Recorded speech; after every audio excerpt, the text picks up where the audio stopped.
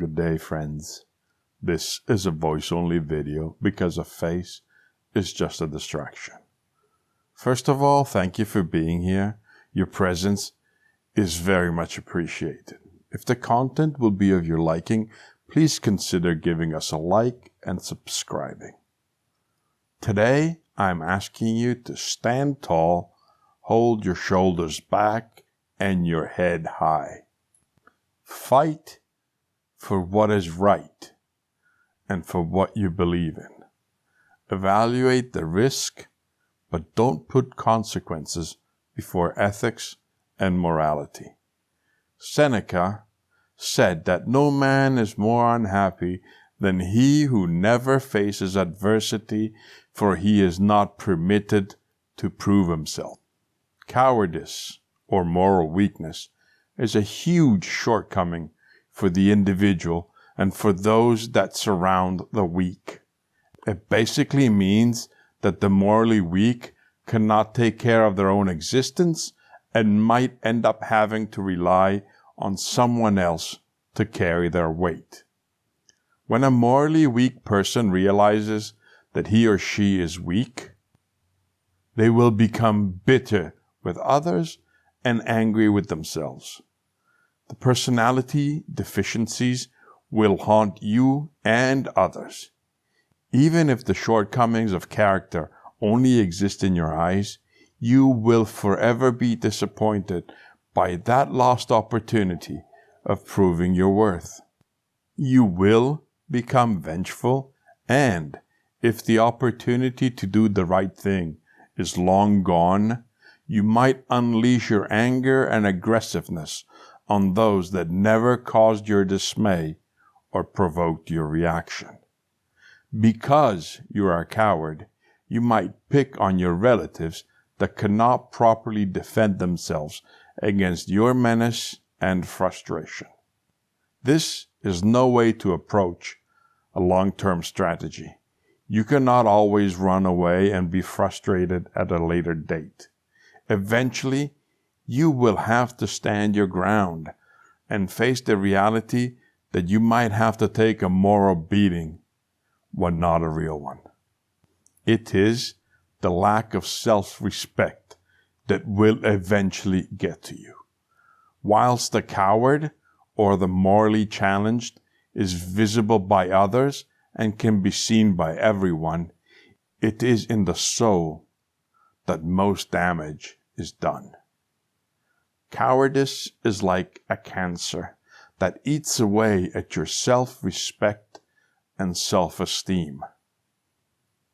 You do not appreciate your moral weakness or enjoy knowing you are a freeloader that will not carry his share of the load.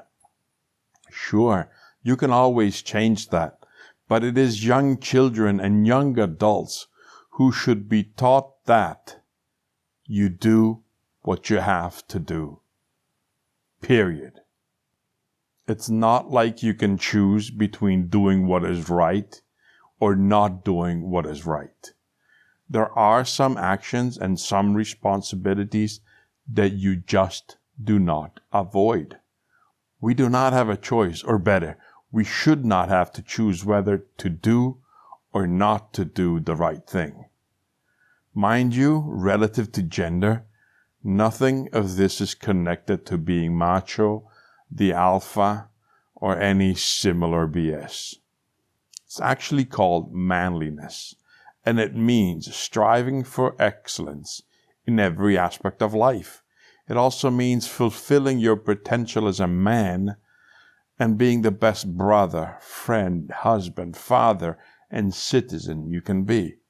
The mission, as Brett and Kate McKay have so well summarized, is accomplished by cultivating virtues like courage, loyalty, industry, resiliency, resolution, personal responsibility, self-reliance, integrity, and sacrifice. These virtues are manliness. These aspects are not the opposite of womanhood, mind you. They're the opposite of childhood. Many women also enjoy developing these same virtues I have just listed. I believe that there is a point, which is different for everyone, where the pain of humiliation is stronger than the pain of a beating. The humiliation is a consequence of an omitted reaction, a missed opportunity for not having done, not wanting to do, or not being able to do the right thing for lack of courage. When you see injustice and, for whatever reason, which is probably linked to your self-esteem or lack of it, you do nothing. If you do nothing, I promise, you will hurt. You will hurt if your loved ones are abused and you're too much of a coward to do anything about it. Sure, you might be outnumbered and the intelligent thing to do is to move away from the menace. I get it. But never underestimate the perduring pain of a missed opportunity to do the right thing because of cowardice. You can make others believe that avoiding trouble is the best choice when you have to provide for your family in the future because you're still intact and did not get harmed. But honestly, what person will you be from that moment on? I am sure you will be bitter, and you will resent the person you have become. You will despise not having stood up for yourself, for your loved ones, or for those in need. And machismo has nothing to do with this. I don't believe there's anything macho in preventing a woman from getting hurt, a child traumatized, an elderly abused, or a defenseless animal beat. It all boils down to just being a decent human being that does the right thing. If you get hurt in the process, so be it. Bullies and overbearing aggressive individuals thrive in the wake of politically correct reactions that call for the understanding of the motives of the aggressor instead of the rights of the aggressed, and in implementing measured and carefully thought out reactions. Unfortunately, aggressors and bullies only understand the law of the jungle, the law of the strongest. If you don't speak their language, they will not understand. They will keep up with their bullying until stopped, and they cannot be stopped by reasoning or convincing. Convincing, correctness, and reason should be reserved for the deserving. Reserved for those that, at least, try to improve to better themselves. To all the others, the reaction should be geared toward their level of understanding of basic human decency. If you are a bully, and since you are a bully, we will treat you as such. You cannot expect what you are not willing to put forth yourself. If you're not willing to understand, we are not willing to understand you. I personally believe that a man should do what is right and not overthink his reaction. Once you have evaluated that your life is not at risk, that should be sufficient thinking. Physical pain or injuries are part of life and should never stop you from reacting to injustice, because the emotional pain of cowardice is by far a pain worse compared to physical injuries. Never fear a physical confrontation, because the knowledge and realization of you being a coward is far more damaging to your soul than a black eye. Even the ghost of adverse legal action should never be considered when defending the weak. I know what cowardice feels like. I know what the mark of shame feels like for not helping a person in need or not helping myself when I was bullied. The shame of not doing the right thing, that time when the weak and the defenseless had to be protected and I did not. That pain, let me assure you, still burns to this day, more than any knife wound or black eye ever could, because that is a burning to the soul. Let us also discuss the humiliation that young boys, yes, it is a gender-specific issue this time, who doesn't rebel against his bully. Aside from the public humiliation, which we will call irrelevant for the sake of this argument, but irrelevant it is not, what good is it to teach him that it's best to avoid retaliating against the bully? None. There's no good in that. Unless we aim to raise a kid who will not stand up for himself when confronted with any abuse.